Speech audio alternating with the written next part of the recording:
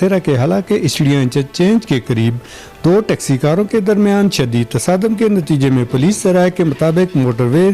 نعمان نامی class form کا ملازم جاں بحق، جبکہ 13 افراد زخمی ہو گئے۔ زخمی ڈرائیور کے مطابق حادثہ اس وقت پیش آیا جب ایک ٹیکسی گاڑی اوورٹیک کرتے ہوئے ایک ٹرک سے ٹکرا گئی، جس کے بعد وہ سامنے سے آنے والی دوسری ٹیکسی کار سے جا ٹکرائی۔ حادثے کے فوراً بعد ریسکیو ٹیموں اور مقامی افراد نے زخمیوں کو ابتدائی طبی امداد فراہم کرتے ہوئے